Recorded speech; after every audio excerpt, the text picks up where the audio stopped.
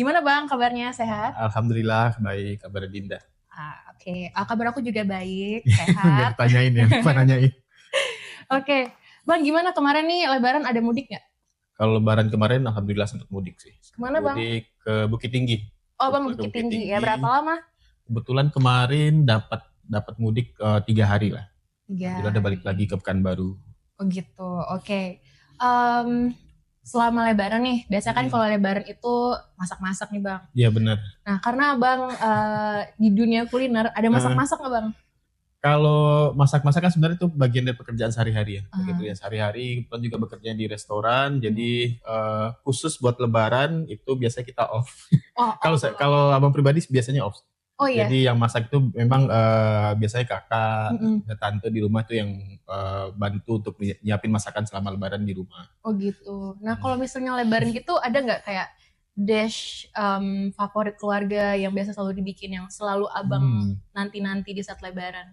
Kalau lebaran ya sama lah mungkin ya di rumah-rumah biasanya tuh waktu lebaran yang wajib ada itu biasanya lontong misalnya. Lontong ya dengan segala macam perlontongannya, ada yang lontong gulai, ada yang lontong tauco. Iya. Tapi yang biasanya wajib di rumah itu ya biasanya ada lontong gulai tauco sama itik lado mudo biasanya. Wih, khas Minang sekali ya. Ya, khas. Nggak merandang Bang? Kalau rendang ada pastinya, Ada cuman ya? yang paling khas biasanya kita ada itik lado mudo sama lontong lah biasanya. Itik lado mudo itu bebek ya? Iya bebek. Oke. Nah, aku sebenarnya kepo nih Bang. Bang Hamdi ini, jadi gini Bang, kemarin kan aku ada ngerjain CV nih, terus juga ngeliat CV-nya Bang Hamdi. Nah, aku notice satu hal yang bikin aku kayak, wow gitu. Ternyata Bang Hamdi itu latar belakang pendidikannya itu international relation. Ya, internasional. HI. Kenapa kok bisa berkecimpung di dunia kuliner sih Bang sekarang? Iya, pertanyaan sebenarnya saya juga masih bertanya-tanya sih, kenapa ya tiba-tiba kok langsung terjun ke dunia kuliner ya. Tapi dulu kepikirannya pengen masuk hubungan internasional itu memang pengen bergelut di dunia diplomasi. Pengen banget dulu bekerja di kantoran yang ngurus-ngurus masalah diplomasi Indonesia, hal-hal kayak gitu ya. Cuman itulah namanya kehidupan ini punya sebuah bumbu rahasia juga. Kita nggak tahu bagaimana ke depannya. Ternyata akhirnya berkecimpung di dunia kuliner. Oh gitu. Sebenarnya kalau dunia kuliner itu juga nggak hal yang baru ya buat abang pribadi. Karena mungkin sudah ada turunan darah ya. Karena dari nenek itu juga dulu punya restoran juga. Oh punya restoran. Iya benar. Jadi, restoran apa tuh Bang? Ya, kalau restoran nenek itu restoran Minang ya. Restoran Minang, masakan Padang dulunya. Jadi memang mungkin sudah tergariskan. Sudah tergariskan, memang sudah ada darah-darahnya untuk arah-arahnya ke arah restoran atau kuliner. Oh gitu. Berarti ada ngambil kayak semacam sekolah atau kursus kah gitu? Kalau untuk kursus atau sekolah yang secara sertifikasi memang belum ada, cuman memang lebih banyaknya itu langsung terjun langsung ke dunia kulinernya. Dulu karena sering bantuin juga ketika nenek masak. Jadi awalnya kenapa berkecimpung dunia kuliner karena mungkin dulu waktu kecil sering bantuin nenek. Oh gitu. Jadi waktu kecil sering bantuin nenek masak, walaupun dulu cuman awalnya disuruh-suruh aja, tapi mulai dari sana ada ketertarikan akhirnya ke dunia kuliner. Oh gitu. Berarti udah dari usia muda ya Bang ya? Iya, mulai dari SD kayaknya udah ya biasalah namanya anak-anak ya, biasa disuruh di rumah untuk bantuin orang tua atau nenek untuk bantuin masak. Sebelum aku join Rio Creative Hub nih, aku tuh nggak expect kalau misalnya ada subsektor kuliner. Nah, what do you think about it? Maksudnya kan ini kan kreatif gitu ya. Itu gimana tuh Bang? Nah, jadi mungkin yang sering orang salah bukan salah kaprah, tapi yang sering orang pikirin secara general kuliner itu hanya masalah makanan, minuman yang dimakan. Tapi sebenarnya jauh di balik itu, kalau kita pengen membedah lagi, kuliner itu sebenarnya kompleks ya. Kompleks karena ketika kita ingin menciptakan sebuah masakan, itu ada proses kreatif di dalamnya. Kita menciptakan menu, lalu kita juga apalagi di dunia industri restoran ya, meng-create desain, terus kita juga ada di sana bagaimana kita memasarkannya. Jadi di dalam kuliner itu tidak hanya masalah makan saja, tapi sebenarnya banyak dunia proses kreatif yang berjalan di dalam dunia kuliner. Seperti tadi disebutin ya, bahwa ketika kita harus membuat menu, tuh ada inovasi, ada ide-ide kreatif yang harus dituangkan dalam sebuah menu. Jadi mungkin selama ini orang hanya berpikir bahwa makanan hanya untuk dimakan saja, sebenarnya itu terlalu general ya. Sebenarnya itu dalam banget, karena di dalam kuliner itu tidak hanya masalah makan dan masak saja. Berarti there are more to it ya Bang ya? Ya, banyak sekali di dalamnya. Oke, nah selain menjadi leader subsektor kuliner nih di Riau Creative Hub, kegiatan Abang di luar itu apa aja sih? Kalau kegiatan di luar, memang sehari-harinya bekerjanya memang di industri F&B, food and beverage. Itu kebetulan saya bekerjanya di Peter Sally Group. Ini salah satu F&B yang berdiri dari tahun 2014 di Kota Pekanbaru. Sehari-hari memang beraktivitas, berkegiatan di restoran, dan selain itu juga terlibat di organisasi-organisasi, salah satunya kan di Riau Creative Hub, dan juga tergabung dalam Indonesian Chef Association Kota Pekanbaru. Wih, keren sekali. Ya, alhamdulillah. Sibuk dong Bang berarti? Kalau dibilang sibuk ya alhamdulillah sibuk ya. Sibuk karena ya? Kalau untuk mengurus restoran, memang itu orang taunya cuma tamu datang kita melayani, tapi sebenarnya jauh di balik itu banyak sekali proses di belakang. Iya benar. Nah, kalau menurut Abang nih, gimana sih Bang, kayak perkembangan kuliner di Riau gitu khususnya, kayak terutama nih di industri kreatif gitu. Menurut Abang gimana tuh perkembangannya? Perkembangan, kalau untuk berbicara masalah perkembangan industri kreatif di Riau ya, khususnya itu di bidang kuliner, betul. Itu bisa dibilang sangat pesat sekali ya. Kenapa sih bisa saya bilang sangat pesat? Untuk pertumbuhan ya. Jadi untuk kita dalam 1 bulan aja di Kota Pekanbaru itu banyak bermunculan coffee shop baru. Iya, benar. Banyak restoran baru, bahkan franchise dari luar juga datang ke Pekanbaru. Berarti secara potensi sebenarnya Kota Pekanbaru, ini kita bicara Kota Pekanbaru dulu ya. Secara potensi Kota Pekanbaru itu marketnya bagus untuk di dunia kuliner dan juga industri kreatif. Jadi bisa dibilang kalau di Kota Pekanbaru untuk pertumbuhan kuliner itu sangat pesat ya. Pesat banget ya. Emang sih ya tiap kali aku keliling kota tuh kayak ada aja spot-spot baru ya. Dan itu belum lagi termasuk yang hidden gem segala macam ya. Hidden gem banyak banget ya. Betul. Nah, Bang Hamdi kan chef juga kan ya Bang ya? Ya, alhamdulillah. Nah, Abang punya ini nggak? Maksudnya kayak specialization gitu, mungkin khusus membuat apa gitu? Kalau dibilang specialization, sebenarnya kalau untuk seorang chef tuh memang harus kita belajarnya, kalau pada dasarnya belajar semua jenis masakan ya, mulai dari western, dari Nusantara, mulai dari Asian food juga itu kita pelajari semua. Tapi kalau dibilang dulu berawalnya memang dari Nusantara dulu. Jadi belajarnya memang dari masakan-masakan Nusantara, masakan-masakan rumahan ya, masakan Nusantara. Ketika dari tahun 2014 kita mulai membuka usaha, saat itu kita melirik pasar western.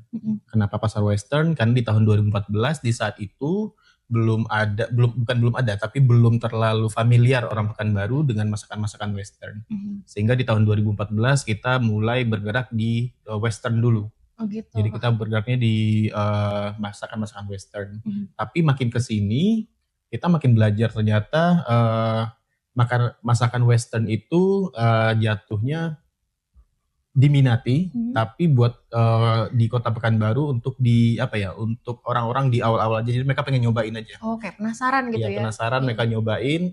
Tapi yang menjadi primadonanya sebenarnya tetap masakan Nusantara. Oh iya. Jadi sekarang akhirnya kita mulai kita ulik lagi masakan-masakan Nusantara, dan akhirnya ya kita kalau bisa dibilang ya 50-50 jadinya. 50-50 di western dan 50 lagi di Nusantara. Oh gitu. Kalau pastry Abang juga bisa kah apa gimana? Kalau pastry itu sebenarnya dunia pastry itu lebih detail lagi. Iya. Lebih dibilang ribet, nggak ribet juga, tapi memang butuh kecakapan yang lebih lagi untuk yang di pastry. Tapi kalau untuk Abang pribadi memang spesialisasi di masakan Nusantara dan western.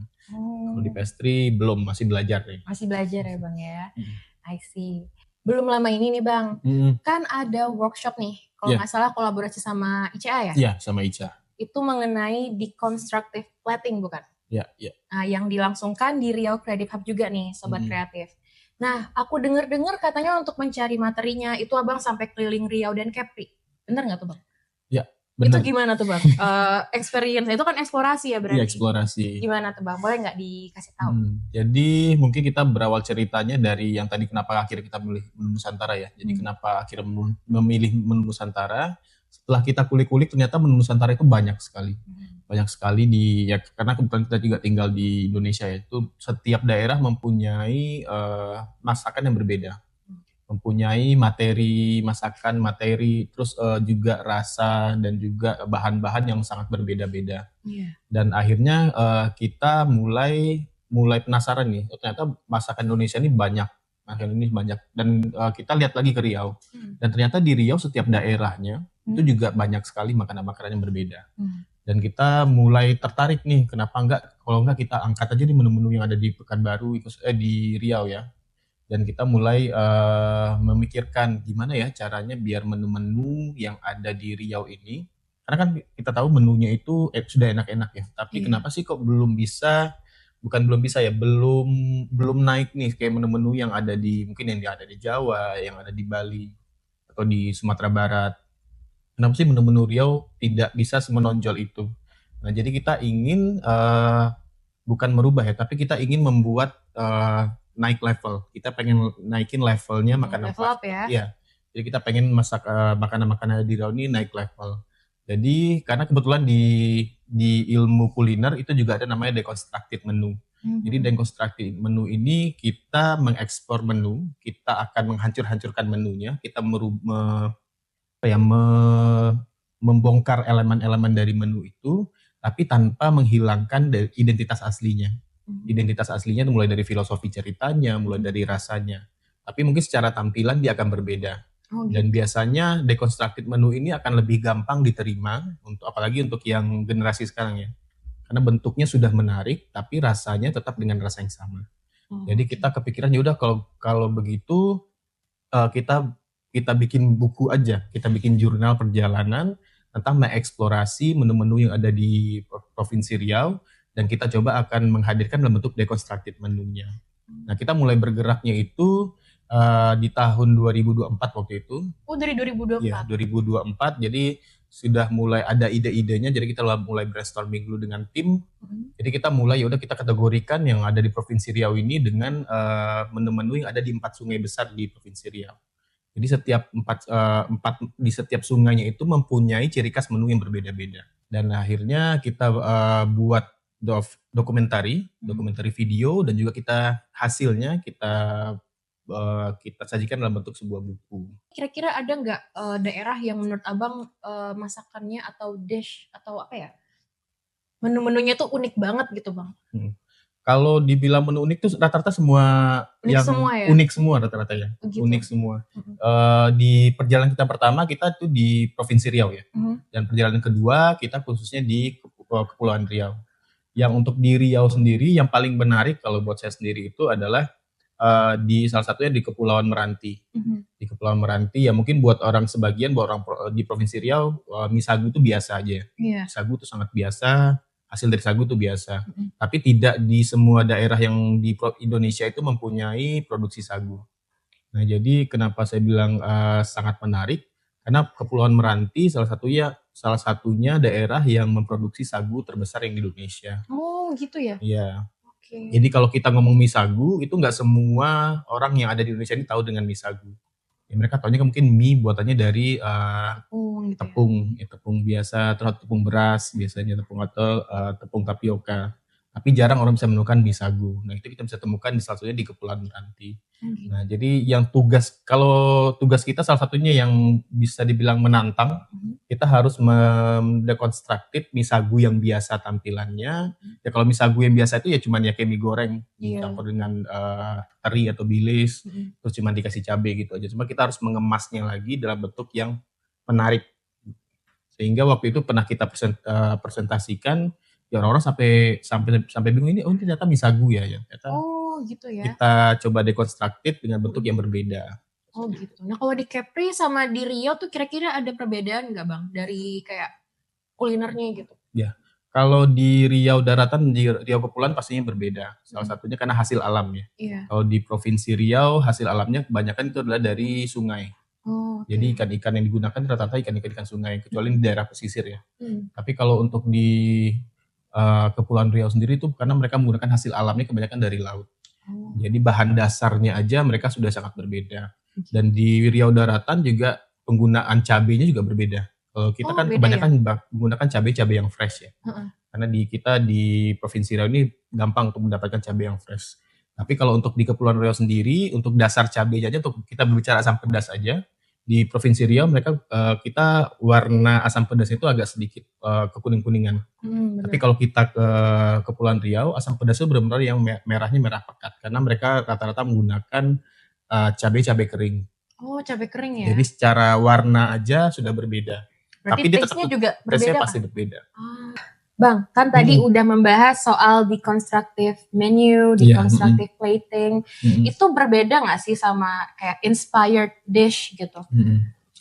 Kalau deconstructed menu dengan inspired dish itu pasti berbeda ya. Kalau deconstructed menu itu kita benar-benar membongkar elemen-elemennya, tapi tanpa menghilangkan filosofi atau cerita di baliknya. Jadi ada storytelling tetap kita masukin.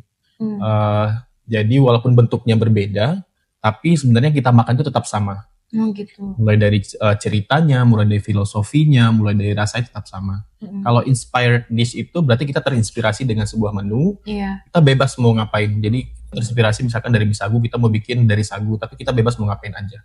Jadi mungkin ceritanya akan berbeda. Jadi storytelling dari menu itu akan berbeda dari deconstructed menu. Yang dipertahankan dari deconstructed menu itu adalah filosofi dari menunya itu. Gitu. Dengan bentuk yang berbeda tapi rasanya tetap sama, tapi storytelling tetap sampai. Berarti filosofi itu penting banget ya buat penting banget di makanan. Oke, soalnya tadi aku mikir kalau misalnya di deconstructive kan itu berarti dibongkar-bongkar ya. Dibongkar-bongkar, benar. Aku tadi sempat mikir apa filosofi dan cultural value-nya nggak terusik gitu gara-gara di deconstruct gitu. Ternyata justru itu sangat diperhatikan di deconstructive menu ya. Oke. Culinary level abang itu udah sampai mana sih? Kalau ngomong culinary level saya pribadi ya, itu sebenarnya masih tahapan belajar. Karena sebenarnya kalau untuk belajar itu tidak ada batasnya ya. Jadi kalau bisa orang selalu nanya, udah expert? Berarti udah expert? Kalau saya jawabnya belum. Karena kita pada saat ini masih belajar, terus belajar. Tapi alhamdulillahnya di tahapan ini sudah bisa berbagi. Wah, ya. Kalau dulu mungkin ya masih belajar tapi masih untuk diri sendiri. Tapi alhamdulillahnya di tahapan ini sudah yang tahapan yang mulai berbagi cerita, mulai berbagi bagaimana tekniknya, mulai berbagi gimana tips-tipsnya agar makanan ini menjadi lebih baik lagi atau level up tadi. Ya paling alhamdulillahnya juga kita bergeraknya di Riau Creative Hub. Ini salah satu tempat yang bisa kita untuk saling berbagi juga di Riau Creative Hub ini. Yang menariknya salah satu yang membuat sekarang ini jadi pengen lagi tetap di dunia kuliner adalah ketika kita mengikuti perjalanan yang deconstructed menu tadi. Itu kita nama perjalanan itu 10/10 matang sempurna. Oh, yang kemarin rilis di sini ya Bang ya? Alhamdulillah kita sempat rilis di Riau Creative Hub. Ternyata ketika kita melalui perjalanan ini membuat semakin ingin berkecimpung di dunia kuliner. Karena yang serunya itu ketika kita belajar dari ibu-ibu, kita belajar dari ibu-ibu, dari oma-oma, dari nenek-nenek, kita belajar bagaimana membuat menunya. Dan kita coba deconstructed menunya. Ketika kita hadirkan ke mereka menyambutnya dengan awalnya mungkin mereka kaget loh kok tampilannya seperti ini. Tapi ketika mereka makan, mereka merasa terharu ternyata bisa ya menu kita yang biasa aja dibentuk seperti ini dan rasanya tetap sama. Dan ceritanya ketika mereka menyuap itu ada cerita di balik setiap suapannya. Karena yang tadi saya sampaikan di constructed menu itu tidak hanya merubah bentuknya saja, tapi tetap ada cerita di balik setiap suapannya. Jadi tetap ada sentimental value-nya ya. Jadi sentimental value-nya di sana ketika kita menghadirkan menu yang biasa mungkin orang biasa makan, tapi ketika kita ubah dalam bentuk yang baru, yang lebih menarik, dan ketika mereka makan mereka tetap merasakan hal yang sama, itu menjadi sebuah something yang extraordinary nggak sih? Jadi malah sebuah ikatan baru lagi. Ternyata memang bergerak di dunia kuliner ini seru. Jadi rata-rata menu-menu yang kita pernah dekonstruktif kita hadirkan lagi ke orang-orang yang orang lama yang sudah biasa makan itu dengan bentuk yang baru, melihat ekspresi mereka, melihat mereka haru dengan menu-menu itu, menjadi kita pengen tetap yaudah kita kayaknya memang ini tempatnya kita nih di dunia kuliner. Di situ ya passion abang gitu ya, melihat reaksi orang gitu ya. Iya benar. Benar, oke. Bagi Bang Hamdi nih, kira-kira masakan yang extraordinary itu atau dish yang extraordinary itu yang seperti apa sih Bang? Kalau makanan extraordinary, kayaknya makanan yang extraordinary itu adalah makanan yang ketika orang memakannya, menyuapnya itu memberikan kenangan. Jadi menimbulkan kenangan. Ya. Karena kalau makanan enak banyak, tapi ketika kita memakan, tapi itu membuat kita membuat kita berkelana di pikiran bahwa ini makanan yang dulu pernah saya makan. Pada dasarnya mungkin kalau UMKM itu mereka fokus pada penjualan aja. Rata-rata UMKM itu mereka fokus pada penjualan, bagaimana produknya bisa terjual hari ini, bagaimana bisa terjual hari ini. Tapi kalau proses industri kreatif, khususnya kuliner yang bergerak di industri kreatif, itu mereka memikirkan bagaimana inovasi. Nah, jadi brand-brand yang bergerak di industri kreatif itu biasanya mereka memikirkan bagaimana ke depannya. Tidak hanya untuk terjual hari ini, tapi bagaimana mereka agar produk ini selalu dicari-cari orang. Ya itulah kenapa ada proses yang nama proses branding, proses marketing di sana, ada proses inovasi, ada R&D, research and development. Nah itulah yang mungkin agak membedakan antara UMKM dengan kuliner yang bergerak di industri kreatif. Walaupun UMKM juga masuk di industri kreatif, tapi perbedaan dasarnya di sana. Jadi kalau misalkan masih berpikir tentang bagaimana produknya harus terjual hari ini, ya berarti masih belum tersentuh dengan proses kreatifnya. Tapi industri-industri yang sudah tersentuh dengan industri kreatif, mereka akan berpikir walaupun mungkin produknya tidak terjual hari ini, tapi mereka sudah memikirkan bagaimana produknya akan diingat orang ketika orang mencari minuman misalkan. Mereka sudah tidak, minumannya kayaknya kita pengen minuman yang ini. Karena dia sudah membranding jauh-jauh hari. Iya. Berarti more than just food ya Bang ya, tapi juga udah kayak artis ya berarti. Proses kreatif apa sih yang Abang paling seneng lakuin saat memasak gitu Bang? Proses kreatif. Jadi proses kreatif mungkin ketika berbicara masalah kita membuat menu ya. Iya, jadi boleh. Kan membuat menu itu salah satu proses kreatif di dunia masakan, dunia kuliner. Yang paling menarik itu adalah ketika kita membongkar-bongkar itu tadi. Jadi kita biasanya kan sering jalan-jalan, cari-cari menu. Bahkan di Kota Pekanbaru ini kalau kita kulik-kulik itu kayak di tepi jalan aja tuh kan kita lihat ada lamang tapai. Iya. Tapi kita kadang tergerak nih. Gimana ya cara bikin lamang tapai kita hadirkan di restoran. Lamang tapai itu orang mungkin udah tahu. Kalau lamang tapai biasa orang ya mungkin udah biasa aja. Cuma gimana proses kreatifnya kita berpikir pengen lamang tapai ini dihadirkan di restoran. Mungkin kita ubah itu di salah satu prosesnya ada yang bisa replating atau bisa juga proses dekonstruktif. Jadi kita mungkin bongkar-bongkar elemennya, terus kita cari tahu dulu kenapa sih lamang tapai ini padanannya itu salah satunya pakai tape. Terus kita juga pengen tahu kenapa sih lamang tape ini bakarnya harus pakai bambu. Nah kan itu sebenarnya salah satu proses kita berpikir juga ya. Iya, proses berpikir kenapa itu menghadirkan sebuah kreasi baru pada biasanya. Berarti proses ngulik dan proses ngulik itu paling seru gitu. Dan nge-innovate-nya itu yang paling seru ya Bang ya. In general untuk Riau Creative Hub deh di tahun 2025 ini Bang.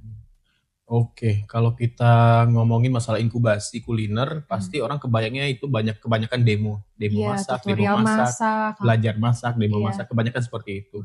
Tapi yang ingin kami hadirkan di tahun 2025 ini bukan hanya demo masak lagi, tapi inkubasinya lebih kepada mengulik menu. Jadi mengulik menu bukan hanya makanan, minuman, tapi juga kita akan mengulik bagaimana level up tadi. Jadi level up menu-menu yang biasa kita akan naikkan levelnya. Makanya kenapa kita di Riau Creative Hub juga kita sudah kita juga mensortir nih, berarti mensortir orang-orang yang selalu kita hadirkan di workshop bukan orang-orang yang mau belajar masak, tapi orang-orang yang sudah punya basic masak, tapi bagaimana mereka akan level up kemampuan mereka. Berarti lebih advance ya Bang ya? Lebih advance lagi. Jadi berbicara tentang inkubasinya itu akan lebih kepada masalah brandingnya, bagaimana mereka akan menghadirkan storytelling dari menunya, bagaimana mereka membuat model bisnisnya, terus bagaimana akhirnya mereka akan mempresentasikannya. Dan yang berbeda mungkin inkubasi di Riau Creative Hub kita akan banyak menggunakan pola kolaborasi. Jadi kan karena di Riau Creative Hub tidak hanya kuliner, banyak ada fotografi, ada video, ada animasi. Nah, kita pengen juga menghadirkan menu-menu ini ada kolaborasi dengan subsektor lainnya. Jadi dari satu menu bisa mungkin mereka juga belajar bagaimana tentang fotografi dari sebuah makanan seperti apa. Jadi mereka tidak hanya memproduksi, tapi juga mereka memikirkan bagaimana sih kalau misalkan makanan itu difoto harus seperti apa. Jadi mereka tidak hanya pasrah ketika ada fotografer datang nih foto menunya, tapi fotografer yang ngatur. Kita pengennya mereka menjadi seorang seniman juga, tidak hanya meng-create makanan, tapi seniman bagaimana mereka mempresentasikan makanannya. Ya, karena merepresentasikan sebuah makanan itu penting ya Bang ya. Penting banget. Kadang makanan udah cantik-cantik tapi kalau fotonya asal jadi kayak biasa aja. Biasa aja ya. Oke, kalau selain program inkubasi ini kira-kira Bang ada plan lain nggak gitu buat Riau Creative Hub? Iya, selain tadi yang kita level up menu, kita juga jadi salah satu program fokusnya yang di bidang kuliner khususnya. Kita juga ingin sekarang kita berbicara tentang masalah kemasan. Jadi masalah kemasan. Kebanyakan kemasan sekarang kan itu kemasan-kemasan yang sekali pakai buang. Nah, itu juga sangat tidak bisa dibilang akan membuat sampah yang banyak dan tidak go green. Dan kita juga ingin rencananya insya Allah kalau itu terlaksana, kita ingin menghadirkan lagi packaging-packaging yang memang ramah lingkungan. Oh, jadi lebih sustain ya Bang ya? Iya. Dulunya kita sudah punya pada dasarnya. Oh iya? Dulunya kita punya kayak daun pisang, terus kayak daun lontar kita gunakan untuk kemasan-kemasan. Tapi mungkin karena orang merasa itu sudah yang sangat old ways, jadi orang biasa itu kayak cara lama pakai daun pisang. Tapi kita sebenarnya penggunaan daun pisang itu sangat ramah lingkungan dan kita pengen hadirkan lagi, pengen ada kolaborasi juga dengan beberapa subsektor lainnya.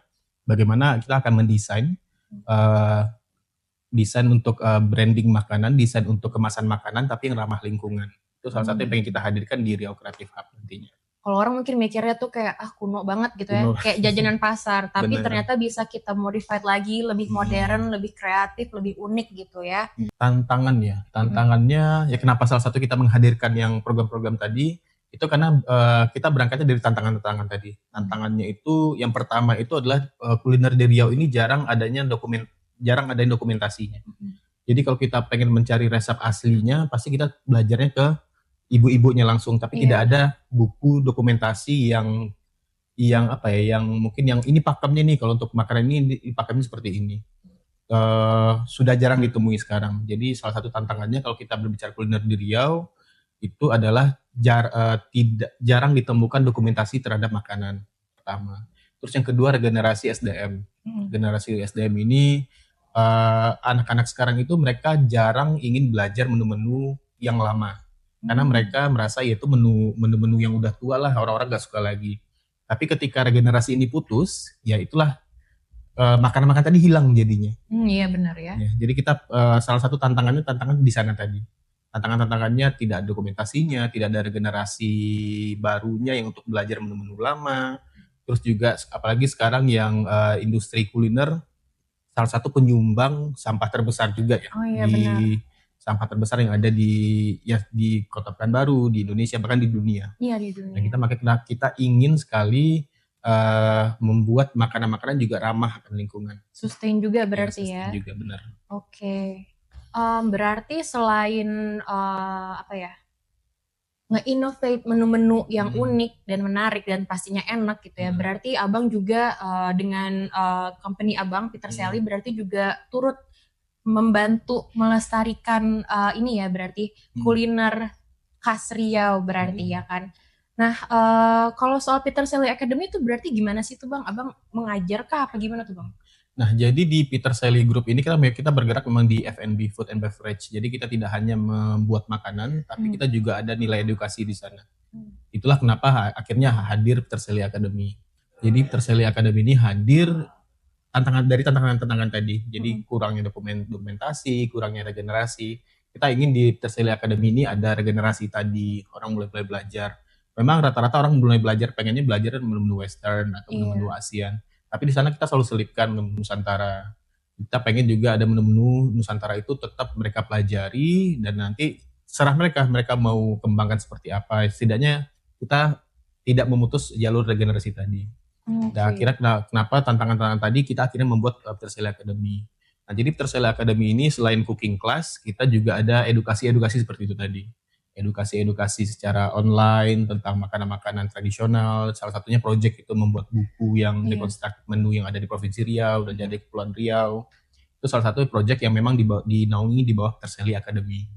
Oke, nah Abang sendiri kira-kira ada project untuk launching buku lagi nih nggak? Nih Bang. Kalau launching buku dalam waktu dekat mungkin belum ya. Belum ya? Belum. Tapi ada salah satu project yang insya Allah akan kita lakukan, salah satunya di RCH, di Riau Creative Hub. Kalau yang tadinya kan project yang buku ini yang mengerjakan adalah Terseli Academy, Terseli Group. Kita ingin mengajarkan dekonstruktif menu kepada orang-orang yang sudah mempunyai minat, bakat di dunia kuliner. Kita ingin mendokumentasikan yang versinya mereka.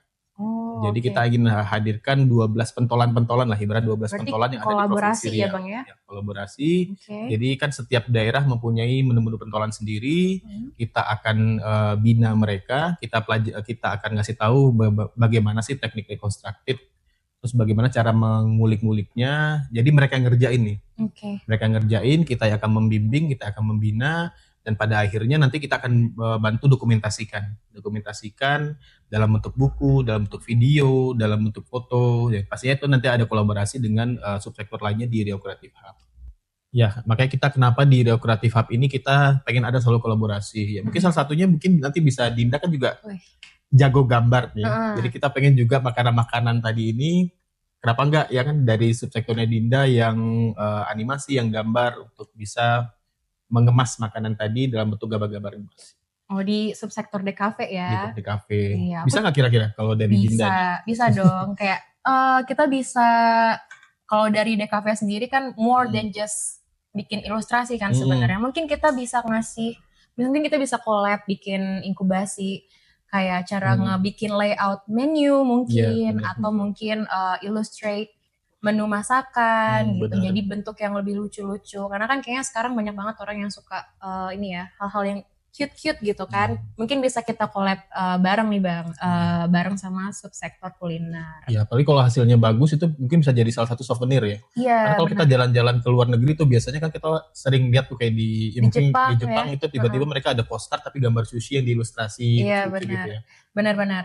Terus juga mungkin bisa juga buat packaging, for example gitu kan. Bener. Kita juga bisa collab sama subsektor desain produk gitu. Ya.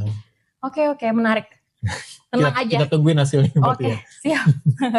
Oke, sobat-sobat kreatif. Mungkin ada nih sobat-sobat kreatif yang tertarik dengan dunia kuliner, terutama di industri kreatif. Nah, mungkin kita bisa tanya ke Bang Hamdi nih. Kira-kira ada nggak sih Bang advice atau mungkin tips and trick gitu buat para sobat kreatif yang mungkin baru ingin berkecimpung di dunia kuliner, terutama di bidang industri kreatif, kayak gimana sih cara memulainya dan apa sih yang harus diperhatikan gitu?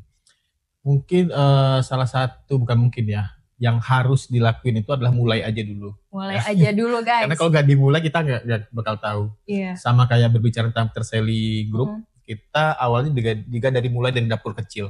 Jadi kita nggak tiba-tiba langsung jadi sebuah restoran, nggak. Tapi kita mulai berangkat itu dari dapur kecil dulu. Jadi kalau kita pengen memulai usaha kuliner khususnya, ya kita mulai dulu dari diri kita sendiri. Mulai dari dapur kecil dulu. Jangan kita berharap langsung dapat bantuan, dapat dapat oven, kita dapat kompor yang bagus atau dapat yang peralatan-peralatan yang bagus. Jangan berpikirnya kita harus beli itu dulu. Tapi kita mulai dari diri kita sendiri dulu. Siapa yang akan beli ya, kita mulai pasarin ke teman-teman dulu. Jadi kita bikin makanan, kita kasih ke teman, cobain dong gimana rasanya, enak nggak? Kalau mereka bilang enak ya kita kasih lagi yang lain, karena kita butuh sampling ya. Kita sampling, kita sebarin ke beberapa orang. Ketika orang tertarik, di sanalah mulai ada peluang. Ya. Kalau ketika ada peluang, di sana kita baru mulai lagi. Nah, trial dan error ya. Trial dan error. Yang paling penting dari dunia kuliner ini adalah salah satunya adalah feedback. Benar. Ya. Karena kita ujung-ujungnya menjual makanan ini adalah kepada orang lain. Betul. Jangan terlalu idealis, ini makanan ini harus kayak gini. Enggak kok, menurut aku makanannya enak. Tapi menurut orang lain gak enak, ya orang gak beli. Benar. Tapi kalau menurut orang lain itu enak, mereka akan mau beli. Betul. Nah, jadi kita harus bikin sampel, kita sebarin kemana-mana. Dari sampel itu kita akan dapat feedback. Jadi misalkan, oh kayaknya kurang ini. Baru kita nanti akan ada proses namanya research and development. Kita ulik lagi makanannya menjadi lebih yang bisa diterima pasar. Dari sana kita memulainya. Karena kalau kita mulainya ya udah kita langsung bikin restoran, tapi kita nggak tahu apa yang mau kita jual. Jadi kita harus mulai dulu dari dapur kita sendiri dulu. Mulai dari kecil-kecilnya nggak apa-apa. Jual ke teman-teman aja dulu. Jadi kita dari teman-teman kita mulai dapat masukan. Ketika kita sudah dapat produk yang kita rasa kayaknya udah oke, kayaknya dari 7 dari 10 orang ini suka, berarti sudah bisa kita pasarin. Tapi ketika kita sudah mulai pasarin, cuma 2 orang yang suka dari 10 orang, berarti kan kayaknya produk ini belum bisa kita launching. Ada yang harus kita ulik lagi kita ulik lagi. Ketika kita sudah ngadain survei, makanan ini sudah oke, kayak bisa diterima pasar, ya udah baru kita mulai usahanya dari sana. Jadi harus mulai aja dulu.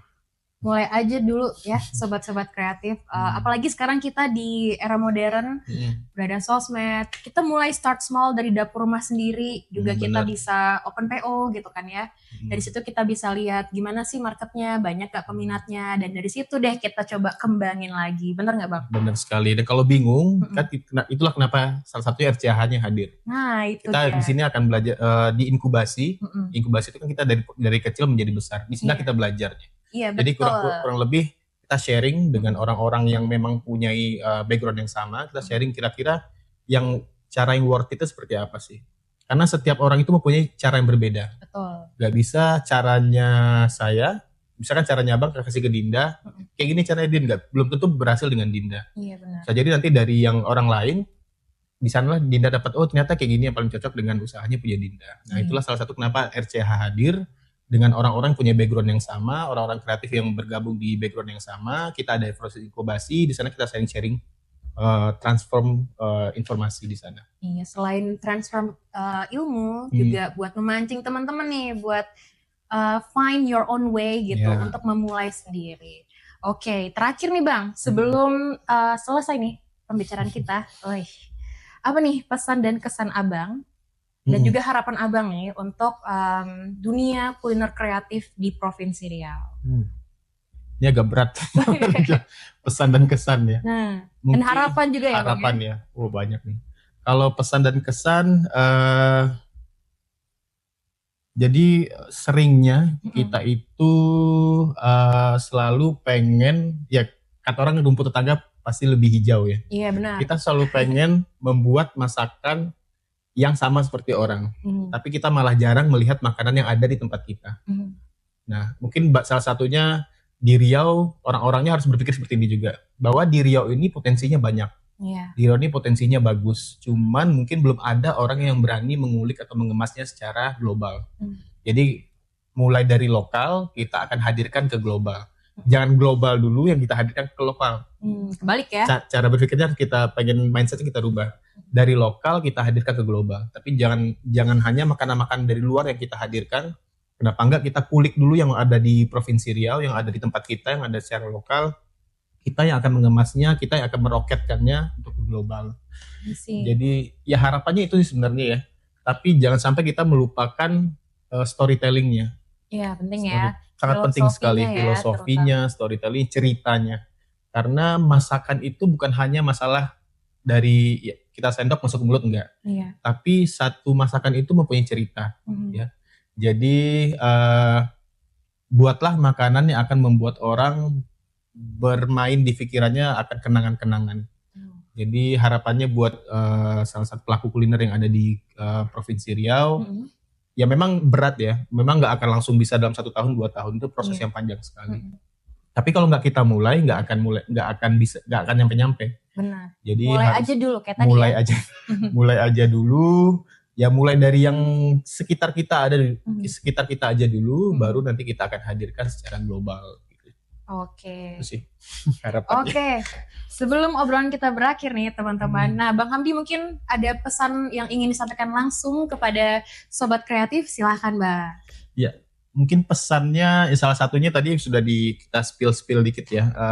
Kenapa kita pengen orang-orang tuh bergabung salah satu di Riau Creative Hub. Kita pengen Riau Creative Hub ini menjadi inklusif. Jadi tidak eksklusif buat orang-orang tertentu, tapi kita inklusif buat semua orang. Jadi semua orang, semua subsektor itu bisa terlibat di dalam suatu Riau Creative Hub. Betul. Jadi jangan hanya kita merasa ini buat orang-orang ini aja, enggak. Tapi di Hero Creative Hub kita akan membuka pintu selebar-lebarnya buat orang yang pengen masuk. Tapi kalau misalkan nggak ada keinginan buat masuk, kita juga susah. Jadi memang kenapanya selalu kita kalau bikin acara di Hero Creative Hub ini kita ada namanya seleksi, ada kurasi-kurasi. Iya, kurasi ya. Karena yang kita kurasi itu adalah orang-orang yang memang ingin, ya. Dia bisa, tapi kalau nggak ingin nggak bisa. Tapi kalau misalkan dia masih bisa setengah-setengah, tapi dia ingin, itu bisa kita bawa. Sehingga ketika mereka di Hero Creative Hub, mereka bisa lebih berkembang lagi. Jadi buat rekan-rekan kreatif yang mungkin sudah punya bakat tapi masih bingung mau ngapain, salah satunya mungkin bisa kita ngobrol-ngobrol di Hero Creative Hub. Oke, Sobat Kreatif. Berarti dari obrolan kita nih bareng Bang Hamdi, kita sudah bisa simpulkan lah ya bahwa dunia kuliner kreatif itu more than just food. Bukan sekedar masakan masuk mulut dimakan. Tapi ada proses kreatif di baliknya yang mana membuat masakan itu lebih dari sekedar makanan, tapi juga artwork. Oke, kalau begitu Sobat Kreatif, jangan lupa stay tune buat podcast Bang Latif selanjutnya, and see you later. Bye!